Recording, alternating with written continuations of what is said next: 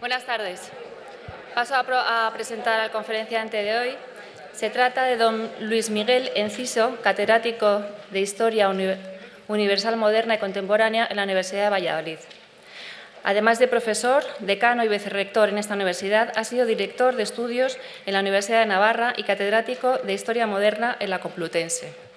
Su compromiso con la educación le ha llevado a ejercer un gran número de cargos en distintas instituciones, destacando la fundación de la Cátedra Felipe II en la Universidad de Valladolid o la vicedirección de los cursos de verano en el Escorial. Además, ha ocupado puestos de gran responsabilidad y trascendencia en el ámbito cultural, como ha sido la dirección de la Casa Museo Colón de Valladolid, el Ateneo también de Valladolid, la pertenencia al patronato del Museo Nacional de Escultura, también de esta ciudad, o al Consejo Superior de Asuntos Exteriores. También ha sido asesor del ministro de Asuntos Exteriores, entre otras muchas cosas. Asimismo, ha sido indispensable su labor en la difusión de la imagen cultural de España, al haberse ocupado de la dirección de la Sociedad para las Conmemoraciones Culturales, de la Exposición Universal de Lisboa y el centenario del Tratado de Tordesillas. Su erudición y reconocimiento de la historia de España ha dado como fruto numerosas publicaciones de asuntos que van desde el reinado de Felipe II, las fuentes de la historia económica o los estudios dedicados sobre todo al siglo XVIII y XIX. La conferencia de hoy tratará la corte flamenca de Carlos V, enmarcando el entramado de relaciones hispano-flamencas del cosmos humano y político sobre el que dominaba el emperador. Gracias. Muchas gracias, querida Nuria. Muchas gracias a la Asociación de Amigos del Museo del Prado y a su sin par presidente. Es para mí un honor, una alegría y una oportunidad estar aquí, en esta Casa del Arte para Todos, en este curso tan extraordinariamente sugestivo. Me voy a formular ante ustedes dos preguntas y voy a tratar de responderlas. La primera pregunta es: ¿qué imagen ofrece la política flamenco-borgoñona de 1506 a 1616? Y la segunda pregunta, conectada con esta, es: ¿cómo era la corte flamenca de Carlos antes de ser Carlos V? Es decir, la corte del conde de Luxemburgo, del conde de Flandes, del duque de Borgoña, Carlos, luego rey de España y emperador.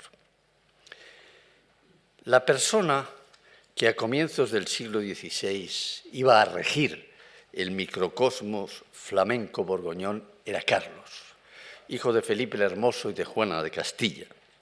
Cómo se entretejió su propio destino y el de los territorios heredados hasta la mayoría de edad e inmediatamente después.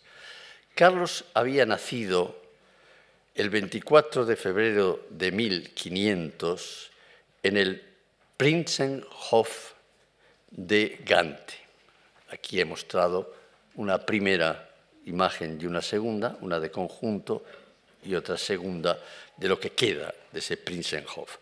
Apenas cumplido un año de existencia, heredó el título de duque de Luxemburgo y fue inscrito en la Orden del Toisón de Oro. Al morir su padre y fijar la residencia en España, su madre encontró en Flandes la tutela y apoyo de su tía Margarita de Austria, la legendaria mujer del príncipe don Juan, el hijo de los reyes católicos, y mujer también del duque Filiberto de Saboya. A partir de 1506, los destinos de Margarita de Austria y del príncipe Carlos confluyeron en torno a la herencia flamenco-borgoñona. Hay una época, la época de Margarita de Saboya. Margarita, además de atender a las necesidades afectivas y a la formación de Carlos y sus hermanas Leonor, Isabel y María, desempeñó de hecho el gobierno de Flandes, dado que el regente nominal era su padre, el emperador Maximiliano, que delegó en ella muchas funciones. Dos aspectos de la época de Margarita debemos subrayar hoy aquí. El primero es la educación de Carlos y de sus hermanas. El segundo es la lucha de poder en Flandes. La irreparable ausencia de los padres no ensombreció, gracias a las dotes de Margarita de Saboya, el ambiente cortesano de Malinas. Las obras de arte y otras fuentes permiten al historiador hacerse una idea cabal de los personajes de la familia real y de su entorno. Seleccionemos, dentro de la rica iconografía del periodo, algunos ejemplos, como este en que aparece el príncipe Carlos con sus hermanas Isabel y Leonor, que pasa por ser, si no la primera, una de las primeras representaciones de la iconografía carolina tan magistralmente estudiada por el profesor Fernando Checa. Tiene mucho encanto también esta otra que les muestro, el tríptico del Kunsthistorische Museum de Viena. Y algo posterior y más ingenuo puede ser el Anónimo Flamenco del Museo de Santa Cruz, que no les muestro, y este del Museo de Bellas Artes, donde está la familia de los Austrias, al menos de sus elementos más relevantes. Un encanto singular, extraordinario, tiene el retrato que luego veremos de María de Hungría, de Hans Krell.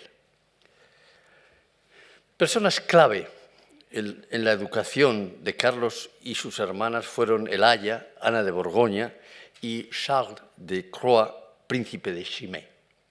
En el plano intelectual, Carlos recibió lecciones de Luis de Vaca, quien debió de enseñarle las primeras letras, de Anchieta, de Juan de Vera, de Roberto de Gante y sobre todo de Adriano de Utrecht, su preceptor, catedrático en Lovaina, teólogo insigne y que llegaría a ser papa bajo la advocación de Adriano VI. ¿Hasta qué punto fueron eficaces las lecciones de sus maestros? La lengua materna, aquí tienen a Margarita de Saboya, la lengua materna de Carlos fue el francés, a pesar de que su abuelo siempre le recomendó que aprendiese el tiwa, la lengua de Flandes. No la aprendió, el francés lo manejó con soltura en sus estudios y en la vida cortesana. Su conocimiento del latín, pese a que era consciente de la importancia del latín, fue escaso. Y no fue más eficaz su aprendizaje del español, como se demostraría en su primer viaje a España. Tampoco debieron de alcanzar cotas altas sus saberes históricos, teológicos, literarios o de otra naturaleza.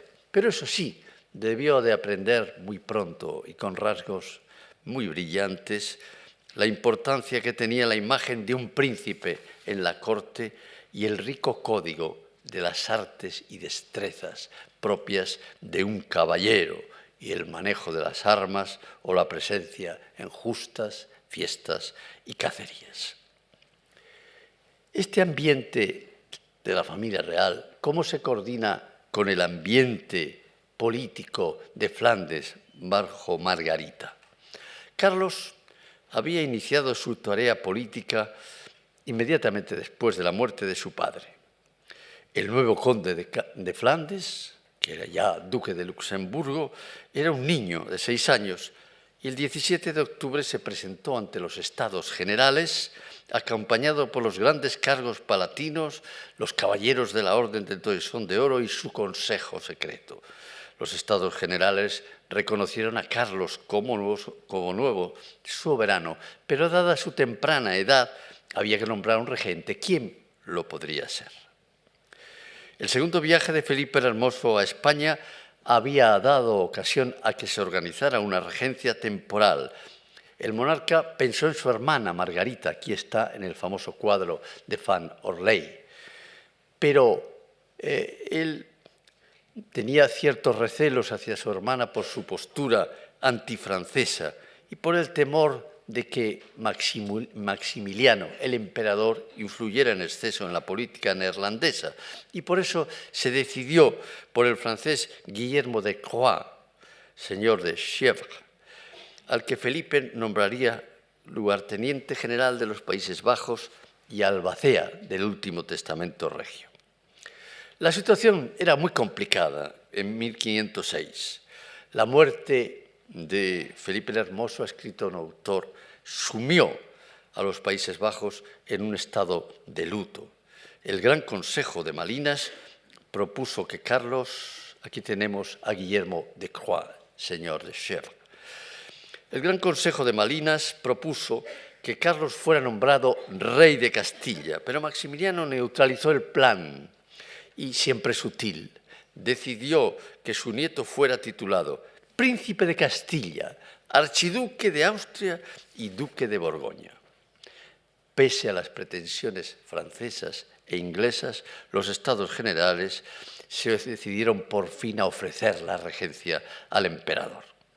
Maximiliano aceptó, pero Maximiliano no vivía en los Países Bajos y por eso decidió nombrar primero a su hija Margarita procureur général especial et irrévocable, plein de pouvoir, autorité et mandement especial.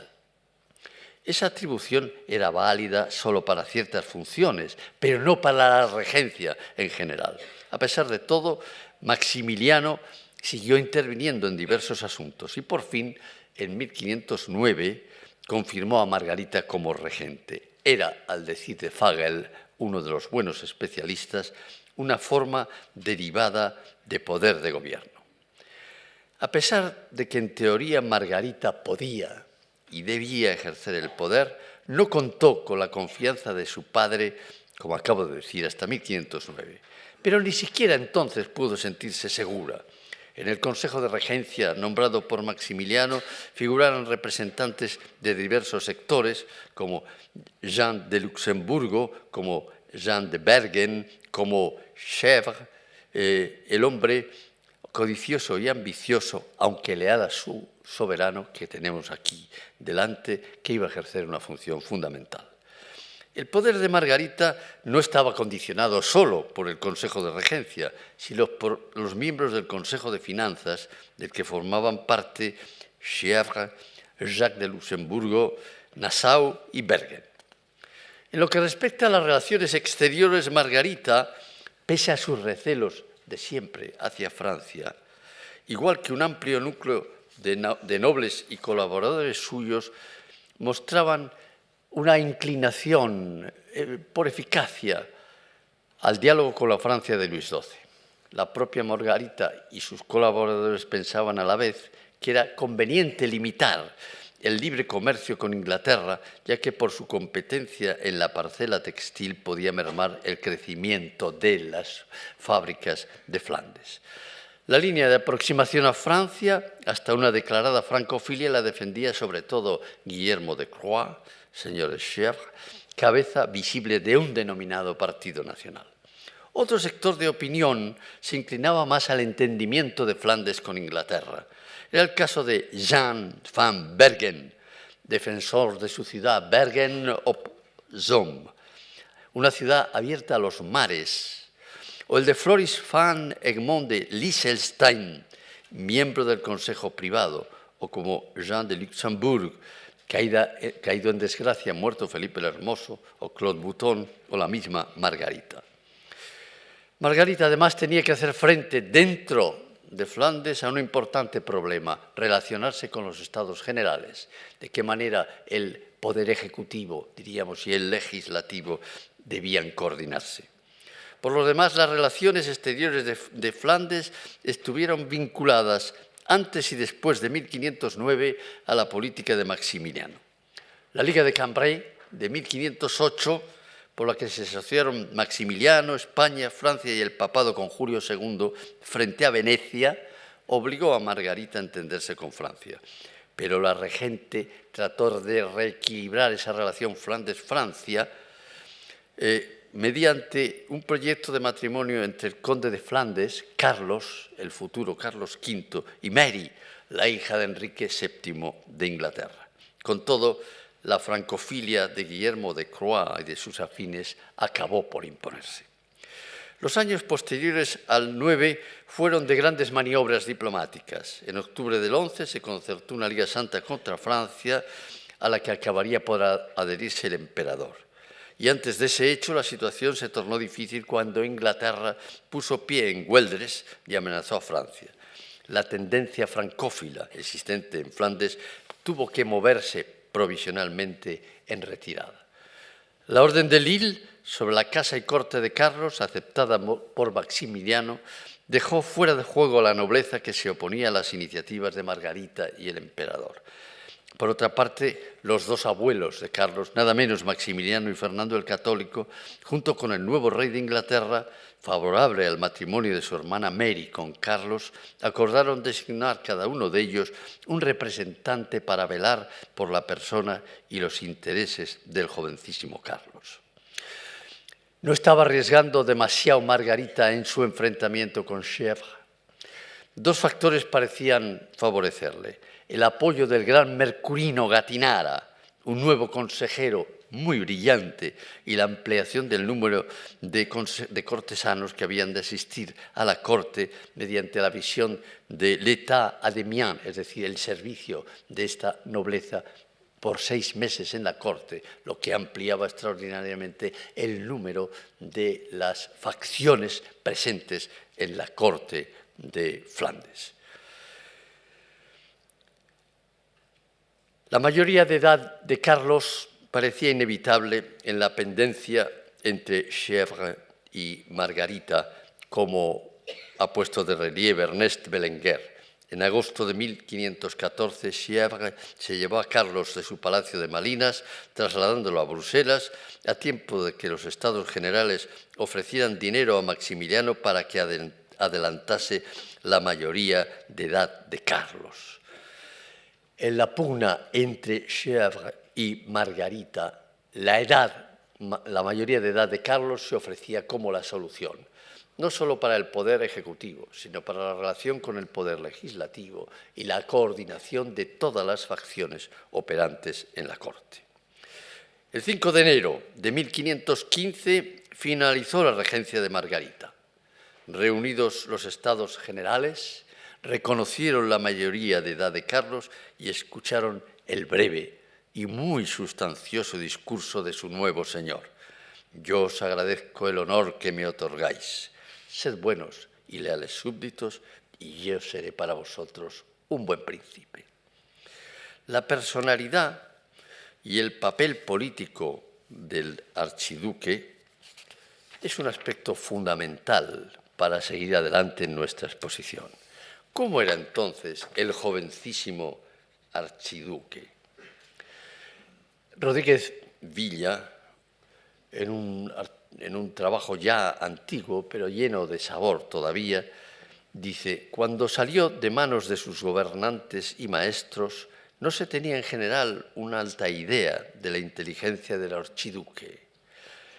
Opinión desfavorable que confirmaba su aspecto físico con su boca entreabierta, sus ojos casi inmóviles. La dificultad que experimentaba en el habla. Era frío y taciturno y todos lo encontraban demasiado serio para su edad. En contraste con todo ello, la educación física y la preparación para el uso de las armas, la práctica de la equitación o de la caza y las actividades propias del caballero suscitaron en él el mayor entusiasmo. Los especialistas han reconocido que en el estudio del arte de gobernar, el principal maestro de Carlos fue Chèvres. La ambición, el mayordomo infiel, pero en definitiva eficaz, la ambición al lado de la eficacia. Gracias a él empezó el archiduque a despachar los negocios de Estado, examinando los despachos que le presentaban, presidiendo los consejos y haciendo en ellos relación y juicio de los negocios.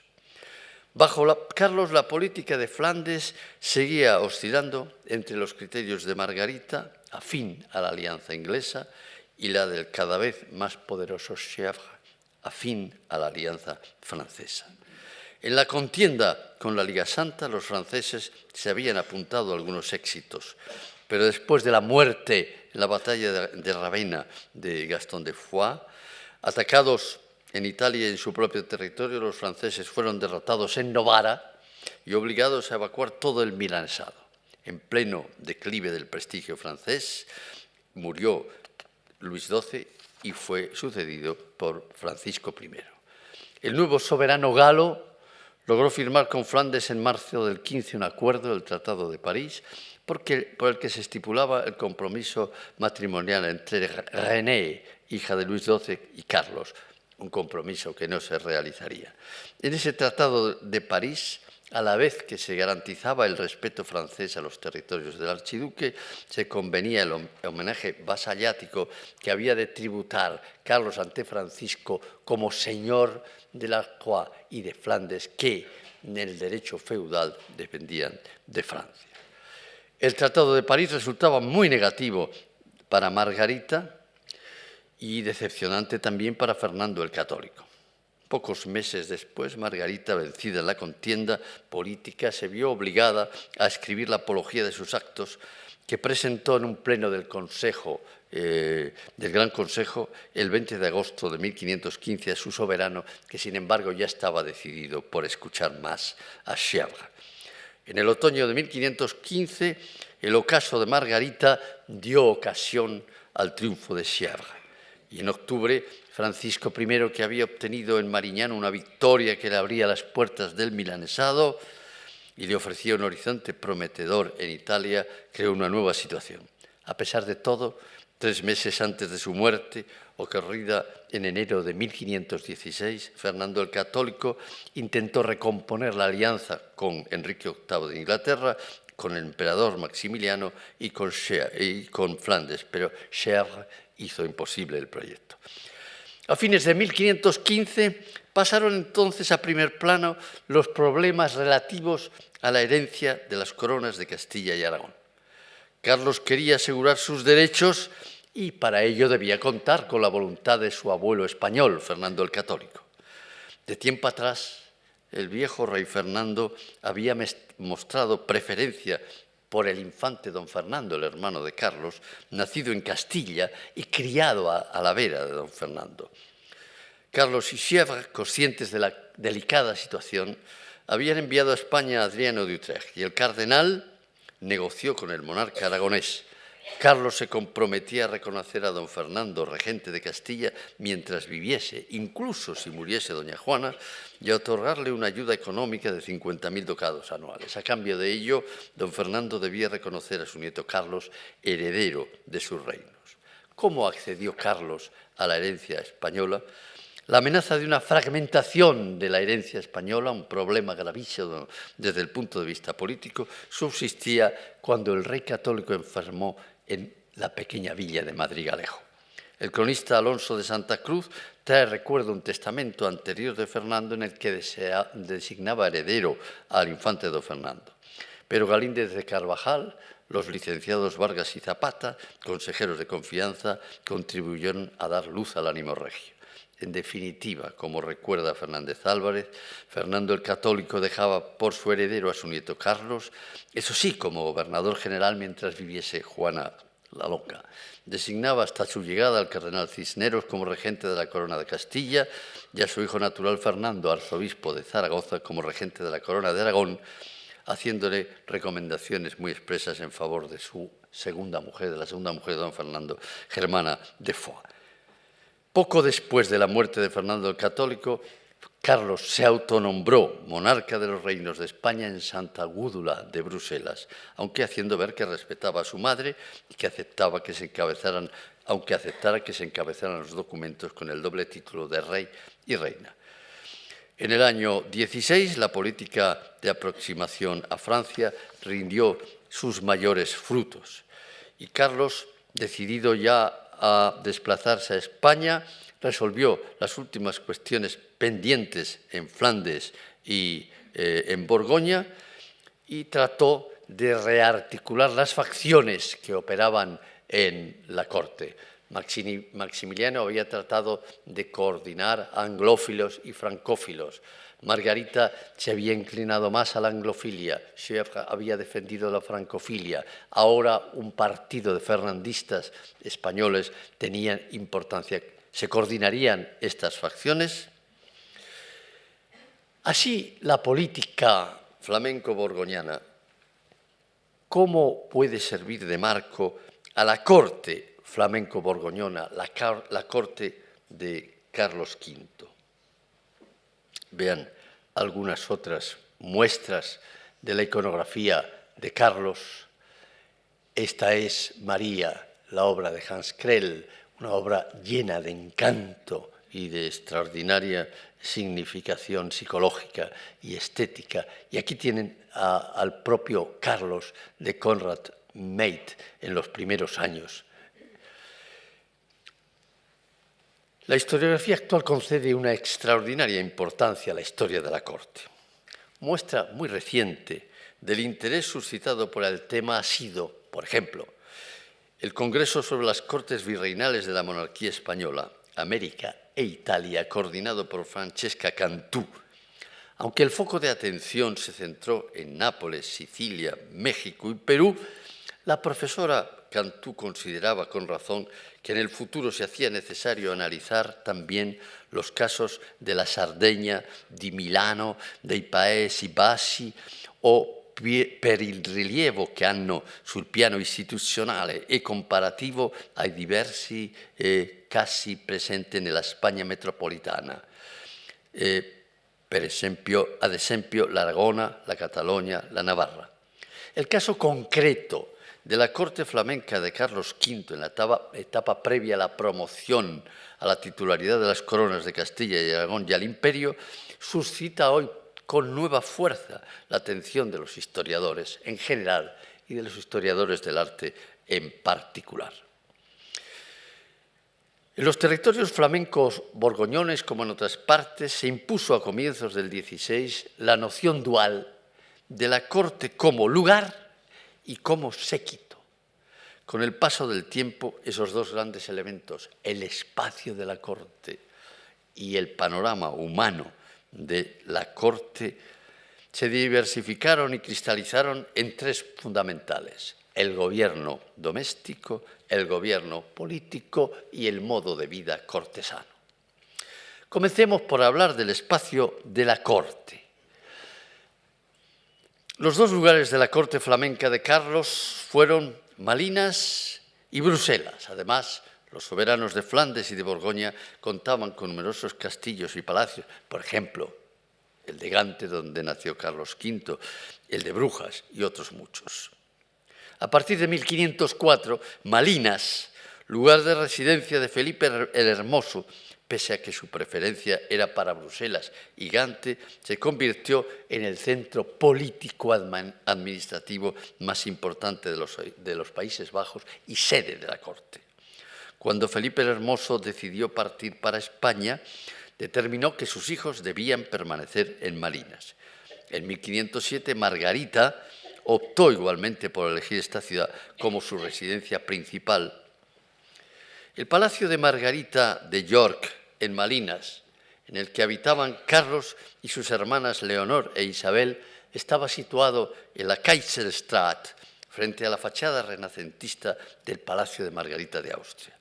La fachada exterior de este famoso Palacio de Margarita de York, la mujer de Carlos el Temerario, en Malinas, era de piedra, tenía dos plantas recorridas por ventanas con cruz central, típica de los Países Bajos. El tejado era de pizarra y a él se abrían buhardillas rematadas con piñones escalonados. Todo muestra de la arquitectura regional. El otro gran palacio de Malinas era el de Margarita de Saboya. La fachada principal estaba situado frente a la Kaiserstraat, frente al de Margarita de York, y poseía otras fachadas a la famosa Magdenstraat y a la Foxstraat. Los constructores de este palacio de Malinas, Rombaud, el segundo Gelderman y Guillot de Beaugrand, mezclaron en el edificio el renacentismo italiano y el flamenco.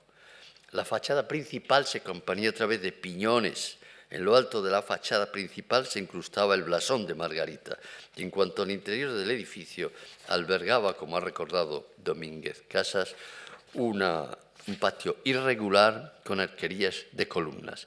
El frente principal era de piedra y el resto de ladrillo rojo claro con piedra de Brabante.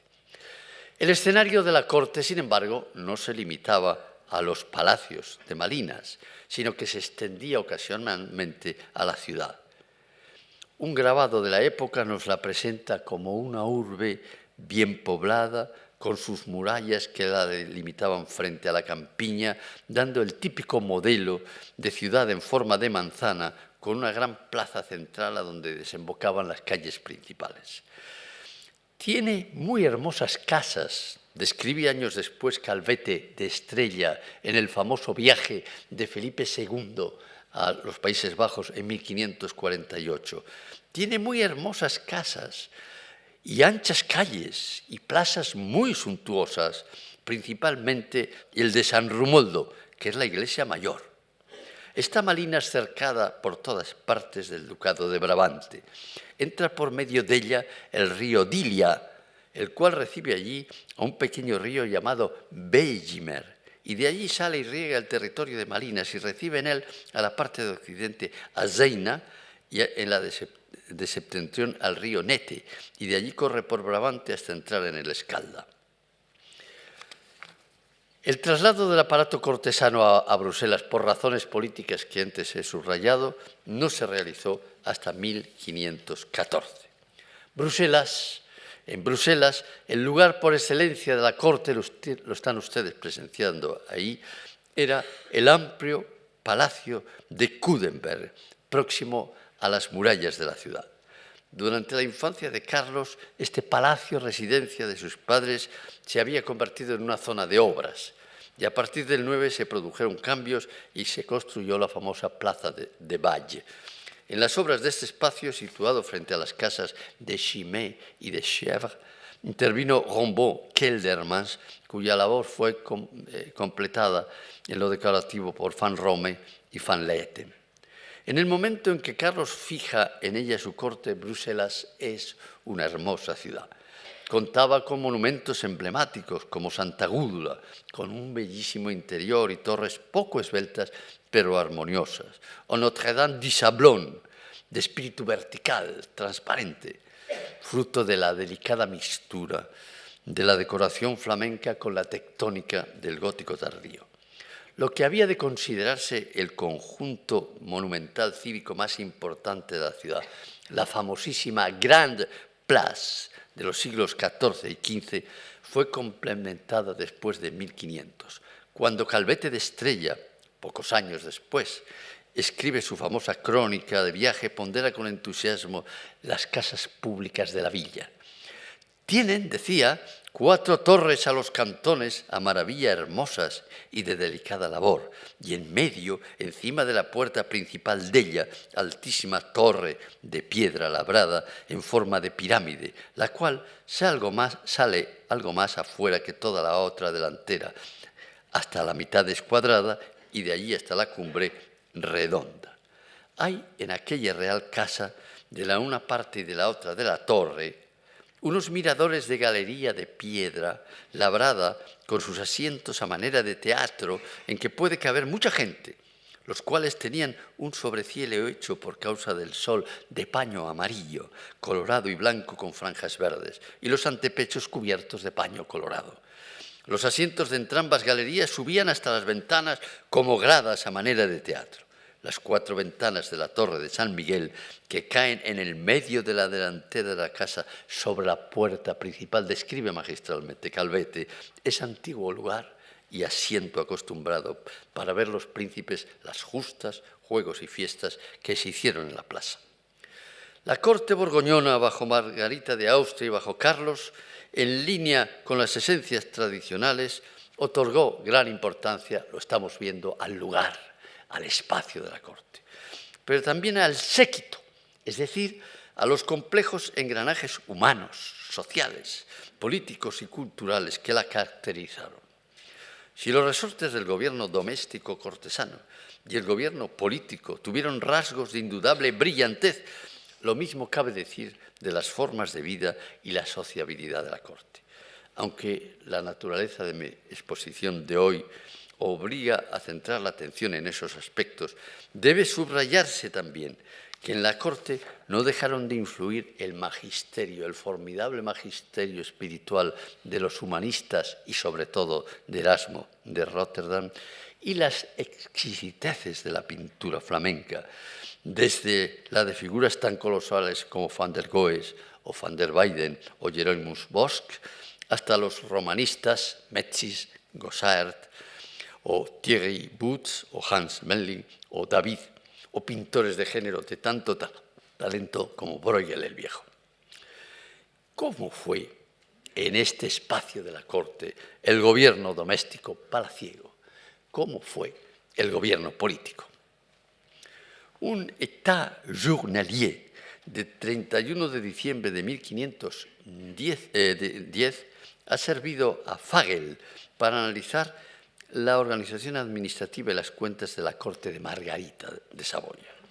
El total de los cargos de esa corte sumaba 96 personas, 4 maîtres d'hôtel, una capilla con 5 personas, 13 caballeros de los 4 estados, 4 valets servants y 36 servidores distribuidos entre los oficios de la paneterie, l'écurie y la fourrière.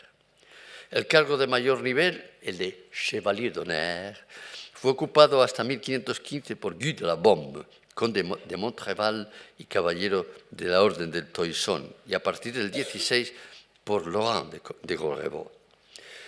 En fin, los personajes de mayor influencia en este ámbito, aparte de la regente Margarita, eran los chambelanes. El primero de ellos, Charles de Croix, príncipe de Chimay, casado con Louise d'Albret. Chimay mostró siempre una gran preocupación por Carlos, pero no se vio bien respaldado en su autoridad por Margarita. En 1509 hizo pública su propuesta de ceder el cargo a su primo, Guillermo de Croix, señor de Chèvres. Pero el cambio no fue fácil. Activa la lucha de facciones, Margarita prefería entenderse con Jean de Bergen. El emperador consultó con su hija y al final otorgó a Bergen el cargo de primer chambelán y finalmente ese cargo fue transferido a Guillermo de Croix. Con ello no se aplacaba la lucha de facciones, pero quedó aclarada. ¿Cómo era la casa y corte de Carlos antes de 1515, ya que hemos visto cómo era la corte de Margarita? La casa y corte de Carlos se diferenció de la de Margarita. En realidad el emperador tenía la visión de que debían de ser lo mismo, pero la evolución no lo hizo posible. El plan de Maximiliano para la casa y corte de su nieto era buscar una corte lejos de las sutilezas borgoñonas, con criterios más sobrios y realistas. Margarita entendía que el plan de su padre podía crear dificultades y se opuso a aplicarlo. El emperador tuvo algunas otras ideas y al final Margarita diseñó una nueva corte un poquito más compleja que la que ella había utilizado y que había de obedecer a lo que ella llamó el gran dessein, el gran plan, más una reestructuración de la casa que una organización completamente nueva.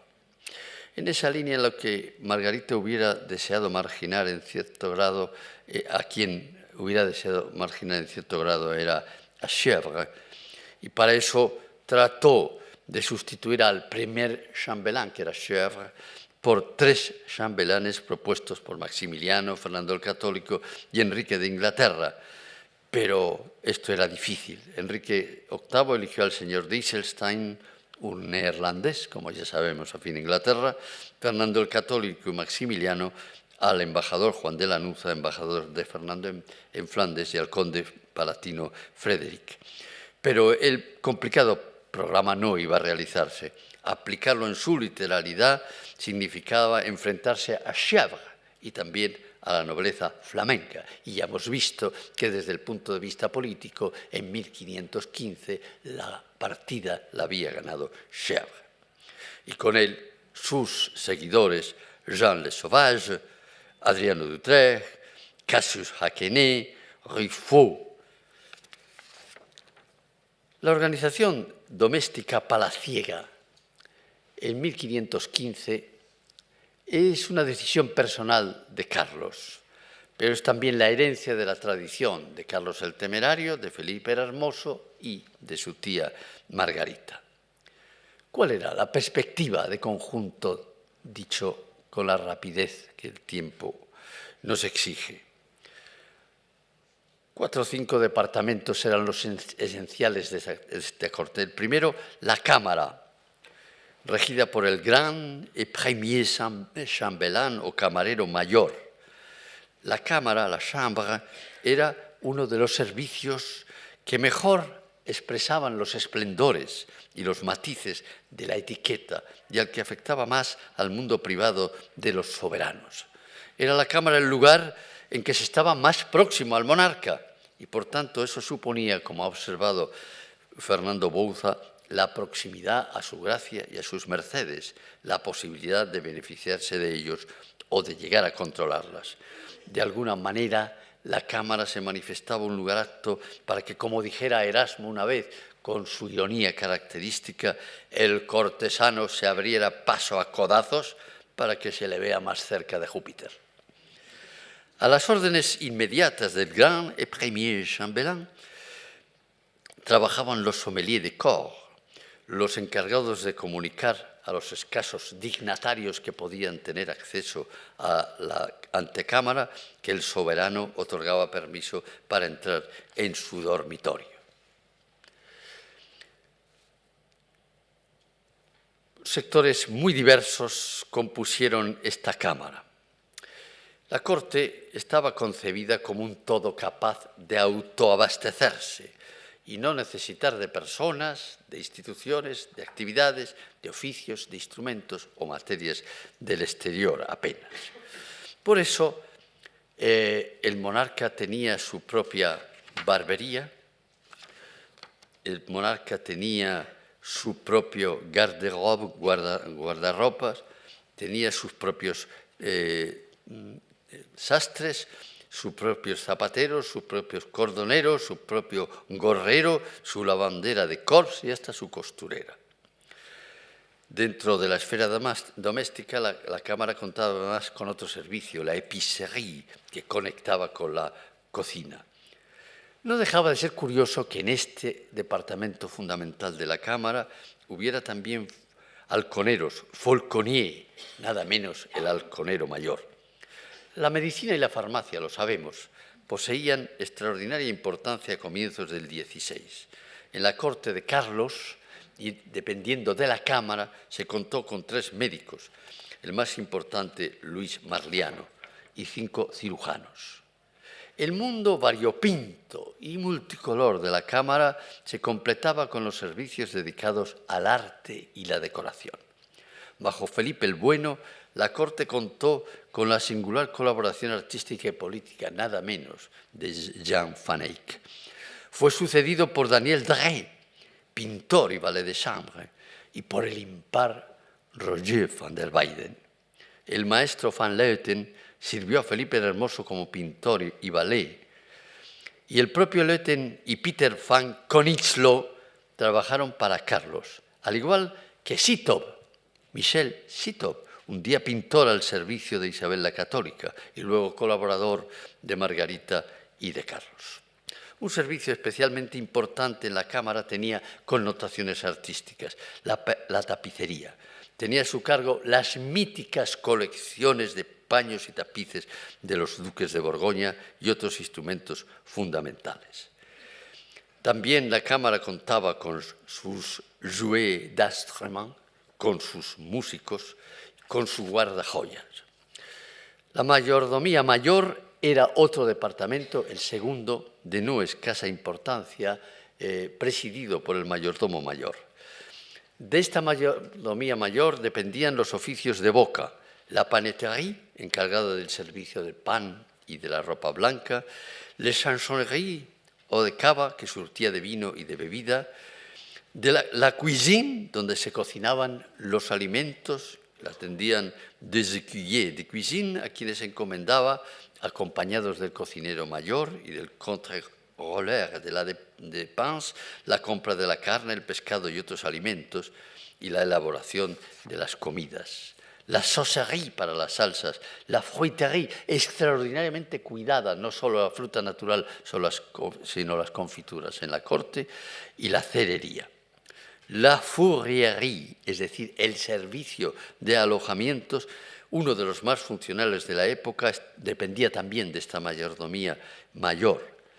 Era primero presidida por l'écuyer de nos logis y luego por nada menos el maréchal de logis, el mariscal de alojamientos, el aposentador mayor de palacio en términos de la ordenación posterior de 1549.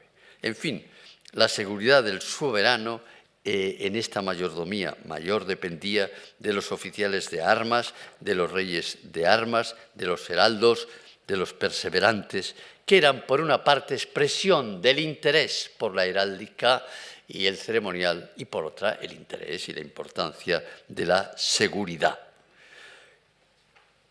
Personajes singulares que veremos desfilar en algún momento eran los trompeteros, los atabaleros.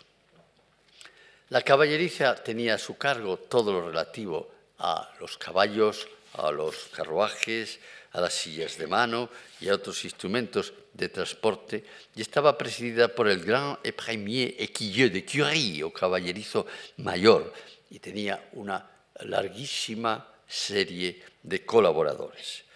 El futuro Carlos V introdujo por primera vez en Flandes la acemelería, un servicio que servía para las acémilas que cargaban la ropa del soberano y de los oficiales cuando emprendía el viaje.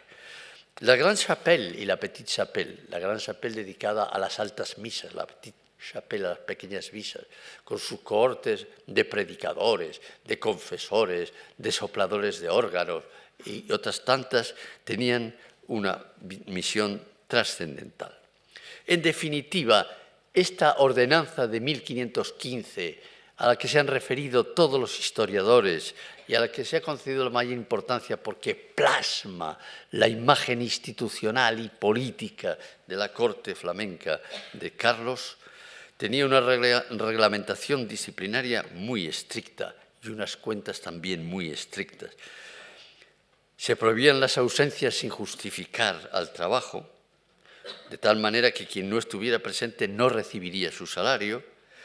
Todo el personal debía mostrar escrupulosa obediencia a los chefs de los diversos servicios. En los diversos departamentos solo se podían entregar o retirar objetos después de contar con la autorización de los maîtres d'hôtel. Y, sobre todo, las habitaciones privadas del soberano requerían una disciplina muy estricta. Igualmente minuciosa fue la ordenación de las finanzas. Los nombres y los salarios de todo el personal se registraba en el acroés, el libro depositado en el bureau o bureo, y todos ellos estaban regidos y articulados por la chambre au denier, la cámara del dinero. En cuanto al gobierno político, al igual que en otros países, las más importantes instituciones de gobierno estaban ubicadas en la ciudad que acogía la corte. 4 fueron los consejos centrales, el de finanzas, el de Estado, el secreto y el Gran Consejo. Este último, consolidado en 1446, era el centro del poder político, administrativo y judicial. Sus cancilleres, desde el famosísimo Nicolas Rolland, inmortalizado nada menos por Van Eyck, hasta Thomas Plaine, o Henri de Berg, o Engelbert de Nassau, o Jean Le Sauvage en tiempos de Carlos I, poseían singular autoridad y a sus órdenes actuaban los técnicos en derechos, los maîtres de requête, juristas de probada capacidad. En tiempos de Carlos, el canciller era, como queda dicho, Le Sauvage, y los consejeros Adriano d'Utrecht, Philippe Naturel, Corondelet, Gérard de la Main, secretario Philippe de Haneton. Institución de primer orden también era el Conseil de Finances. Tras la partida de Carlos hacia España, en septiembre del 17, el gobierno de los Países Bajos pasó a manos de nuevo de un Consejo de Regencia, nuevamente bajo Margarita de Austria, y el panorama de la corte cambió. Aparte de referirnos al lugar y al séquito, al espacio y al gobierno doméstico y político, esencial para obtener una imagen de conjunto de la corte flamenca de Carlos V es ocuparse de las formas de vida, de los modos de vida cortesano. En pleno otoño de la Edad Media, como explicara magistralmente Huizinga hace ya muchos años, el ideal preferente era el de la vida caballeresca. Así se pasó de los caballeros a los grandes señores, escribe Huizinga, y de los grandes señores a los príncipes, con una ostentación y magnificencia siempre crecientes hasta entrar en el ámbito del propio duque de Borgoña, porque Borgoña era, en efecto, el hogar por excelencia del caballero. El pequeño Carlos de Luxemburgo lo había aprendido de niño en los bellos manuscritos de Chastellan, de Monstrelet, de Comines, de Jean Lefebvre, de Saint-Remy, de Jean Molinet o de Guillaume Filastre. Pero los saberes, símbolos, mitos y costumbres caballerescas les fueron inspirados más que ningún otro por el famoso caballero, actor, cantante y preceptor de Felipe el Hermoso, Olivier de la Marche. 4 de las obras de este autor, un tiempo maître d'hôtel de la corte borgoñana, contribuyeron a exaltar la figura de Carlos el Temerario y las glorias de Borgoña. Las Mémoires et l'état de la maison du duc Charles de Bourgogne y la épître pour tenir et célébrer la noble fête du Toison y sobre todo la famosísima en toda Europa y tantas veces usada e invocada por Carlos, Le Chevalier délibéré, el caballero determinado, la traducción es discutible. En esta vida cortesana tuvieron mucha importancia la heráldica y los mitos. En la heráldica flamenco-borgoñona, desde 1516, se había abierto camino un símbolo fundamental, el plis ultre, inventado por el médico Marliano. En las primeras representaciones de la divisa, explica Crista de Jonge, las columnas de Hércules flanqueaban los símbolos de la orden, la cruz de San Andrés y el pedernal que echa llamas, y por tanto remiten sin ambigüedad alguna al origen borgoñón del toisón de oro. El lema, que en España al año siguiente se transformó en plus ultra, simbolizaba que Carlos, en línea con la idea erasmista de un imperio cristiano, sobrepasaría el límite impuesto por Hércules en la antigüedad.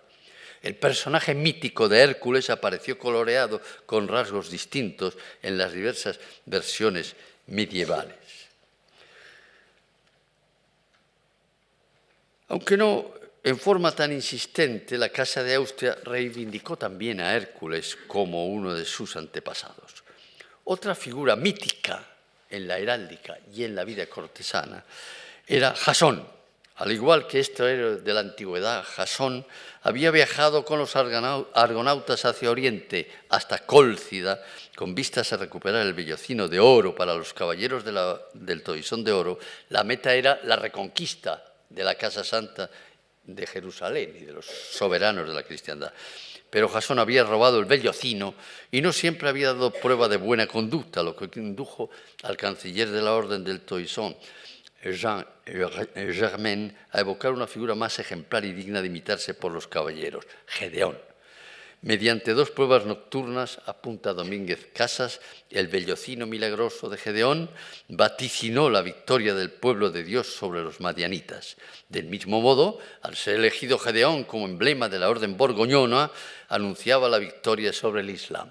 Sus vedijas blancas y cargadas de rocío celestial se convertían en el símbolo de la pureza virginal de María. Heráldica, mitos, etiqueta y ceremonial también es una dimensión que también tiene una importancia extraordinaria, quizá la mayor en la vida cortesana. Vean aquí algunas muestras. Aquí tienen ustedes, por ejemplo, los símbolos y escudos de los caballeros del Toisón de Oro. Aquí tienen una nueva representación de Guillermo de Chèvres, nada menos de Juan de Borgoña. Y aquí tienen un formidable expresión de Carlos como jefe supremo del Toisón de Oro. Aquí tienen ustedes una expresión de la importancia de la lucha entre caballeros, y aquí tienen ustedes una expresión, una reproducción de lo que ahora voy a explicar bien, que son las joyeuses entrées. El refinado ceremonial palatino borgoñón, de acusado tono caballeresco, hincaba sus raíces en las regulaciones de Felipe el Bueno y de Carlos el Temerario, luego de Felipe el Hermoso y finalmente de Margarita. ¿Qué objetivos justificaban en líneas generales el exigente ceremonial, el más riguroso, el más minucioso operante a fines del siglo XV? El primero y principal era nada menos superar los fastos de todas las cortes de Europa. Los soberanos flamenco-borgoñones aspiraban, además, a imitar simbólicamente, claro, en su vida cortesana, el perfecto orden de la corte celestial. La observancia del ceremonial debía servir asimismo, como se definía en la ordenanza de 1515, a la que nos hemos referido largamente, para imponer una regla rigurosa en todas las actividades de la corte, que estaba formada por un gran número de personas difíciles de manejar y aposentar.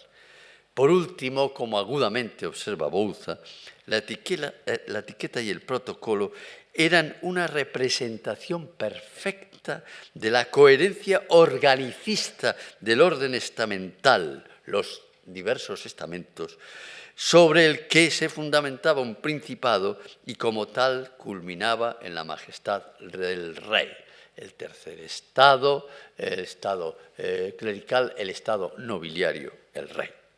En definitiva, bien porque el espacio ordenado fue usado como símbolo y representación de los valores jerárquicos, estamentales de una sociedad de corte, bien porque las relaciones de la lucha política, así como sus coyunturales mudanzas, se plasmaron en la ocupación o desalojo de lugares alrededor de las personas reales y pudieron ser medidas especialmente, la cortesana se presenta, dice Bouza, con una finura interpretativa especial, como una dimensión. La etiqueta, aun siguiendo una línea mantenida a lo largo del tiempo, no fue nunca monolítica.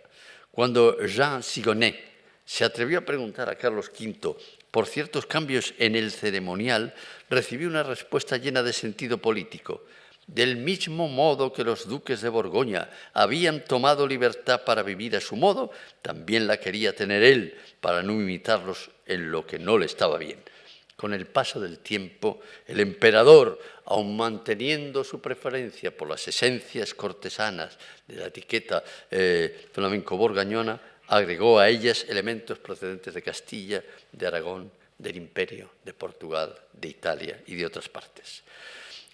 Los lujos y esplendores del ceremonial flamenco-borgoñón contrastaban con la sobriedad que caracterizaba a la española.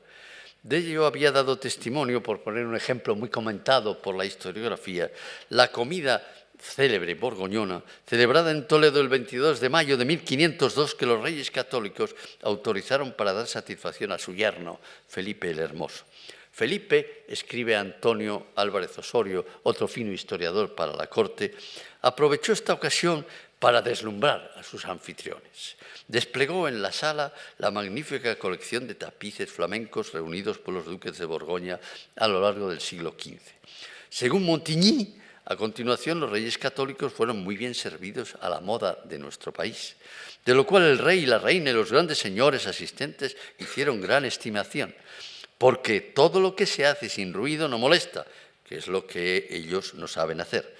Llevaban las viandas todos los chambelanes del archiduque y gentilhombres, y se había dispuesto el aparador del archiduque, muy ricamente adornado, del que los castellanos hicieron, no sin gran admiración, gran estimación. La cena que describimos como ejemplo y otras, las formas de vestir y diversos aspectos más del ceremonial. Hemos visto a Carlos V investido como cabeza de la Orden del Toisón. Las formas de vestir y diversos aspectos más del ceremonial flamenco borgoñón iba a dejar una honda huella en España. Antes de viajar al país en que debía gobernar, en nuestro país, Carlos, obedeciendo una vez más a la convicción de que el banquete era una forma de ensalzar la magnificencia y la liberalidad del monarca, decidió organizar en abril del 15 en su palacio la reunión del capítulo de la Orden del Toisón de Oro. En una sala decorada con tapices en la que se narraban las gestas de Gedeón, Carlos ordenó servir a los caballeros cada vez un plato de carne, con 18 o 20 platos más, renovados por 5 veces, de tal modo que no había ninguno de los que allí comían que no fuese servido de 100 diversos manjares. ¿Exageraban? Según uno de los criados de garde-robe, el famoso Laurent Vital, era un sueño el ver la diversidad de los servicios, con la ciencia de los compañeros cocineros y pasteleros, como pavos reales, cisnes, faisanes y perdices asadas, adornadas y revestidas con sus plumas, también preparadas que parecían vivas. Había allí castillos tomados, hombres salvajes, caballeros, sirenas de mar, hechos de gelatina, monstruos y quimeras, sirviéndose toda clase de vinos blancos y tintos, así como buena cerveza, y tocando varios instrumentos los músicos. El banquete ofrecido por Carlos en Bruselas en 1515, en lo que hasta ahora se ha estudiado, puede pasar por ser la expresión máxima de la forma de comer a la flamenca y otros diversos aspectos del ceremonial flamenco borgoñón que atrajeron a los españoles, pero que fustigaron mucha crítica cuando hubo un rechazo inicial en los años 1520 a 1530 en Castilla, sobre todo y en general en España, hacia los consejeros flamencos.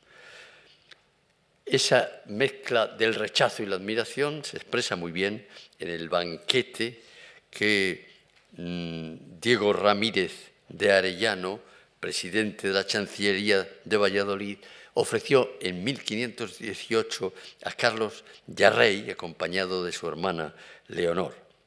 En el patio se habían levantado 2 fuentes, una de vino tinto y otra de vino blanco, y en medio de ellas una gran mesa con pan y viandas y muchos vasos en que viviesen satisfacción los que quisiesen. La comida de las personas reales fue preparada por 12 cocineros flamencos y muchos más españoles para ser servida por los criados del presidente con una vajilla magnífica, mientras sonaba mucha música, acorde a la regia condición de los visitantes, a la que también honraban los ricos tapices que cubrían las paredes. Las fiestas y los espectáculos son quizá el último, el apéndice, pero el inicio al mismo tiempo de los modos de vida cortesanos. La sociedad flamenco-borgoñana mostraba un aire de fiesta y un afán de libertad, una vida libre, como comenta Fernández Álvarez en su monografía sobre Carlos V, de un pueblo que paladea la abundancia y que siente la joie de vivre, la alegría de vivir. La fiesta y la ceremonia, matiza Bouza, son consustanciales con la cultura de corte y con la misma sociedad corporativa. La fiesta de corte moderno no puede ser cabalmente explicada sin tener en cuenta esa mezcla de orden ritual, que es la fiesta, con azar de la sorpresa, y de etiqueta con maravilla. De hecho, la voluntad de aunar lo repentino con lo predecible parece haber sido característico de la cultura de la corte. Se ha explicado muchas veces, voy a terminar muy pronto, que los primeros años de Carlos marcan el tránsito del medievo a la modernidad. Yo recuerdo el comentario de Juan Sánchez Montes sobre un escrito aparecido con motivo de la coronación en Bolonia de Carlos V en 1530, que expresa esta mezcla, esta contraposición e integración al mismo tiempo de lo medieval y de lo moderno. El que iba a ser irrepetible rey español y emperador había dado muestra en las fiestas, en los espectáculos, en la vida de corte, de sus aficiones al lujo, a las comidas copiosas, a las artes del caballero, a los torneos. Un espacio característico de la tradición medieval fueron los capítulos presididos por Carlos como chef souverain de la Orden del Toisón de Oro. Les he mostrado algunas piezas. Y seguían brillando con todo su esplendor las joyeuses entrées medievales. Estas jornadas servían ante todo para exaltar las glorias del soberano, pero también para confirmar los privilegios y derechos de las ciudades. Así se ocurrió en Brujas en el 40, en Gante en el 48. Y estas entradas triunfales sirvieron para apaciguar a los súbditos, en algunos casos al soberano, en otros casos.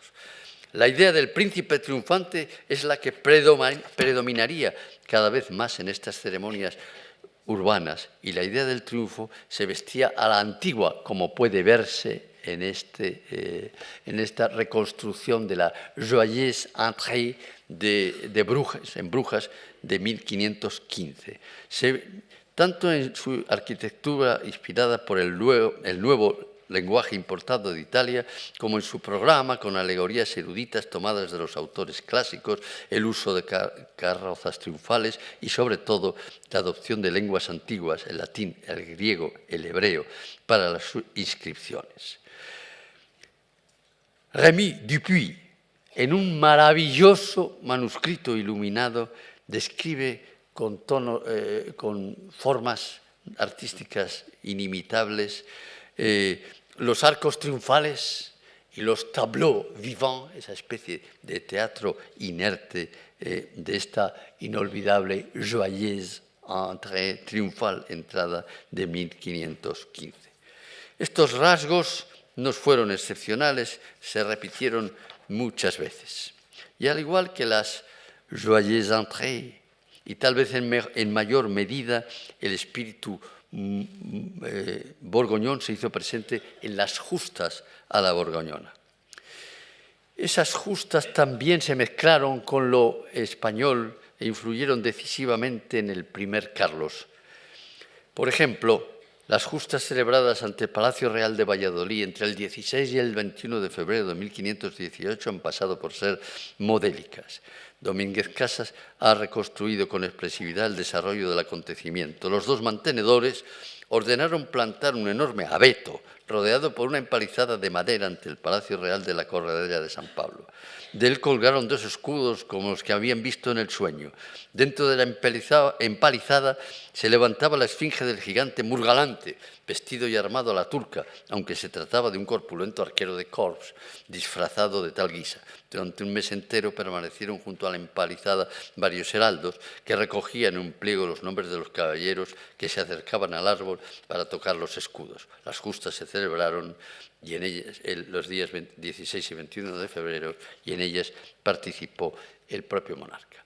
De mismo modo que en España se organizan justas a la borgoñona, en Flandes se practican juegos de caña a la morisca, tan del gusto de la corte española. Eso ocurrió, por ejemplo, en 1522 en Bruselas, en cuya ciudad se celebraron le Just de dit Cagne, y sobre todo en el año 31, con ocasión del nacimiento del príncipe Manuel, el famoso Manuel el Venturoso, heredero del trono portugués. Joyeuses entrées, juegos de cañas, justas, no agotaban el bien nutrido programa de fiestas y espectáculos del contexto flamenco borgoñón de comienzos.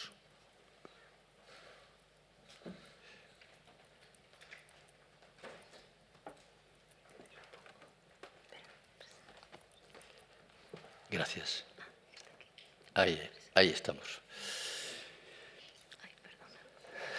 Gracias. No, estaba bien.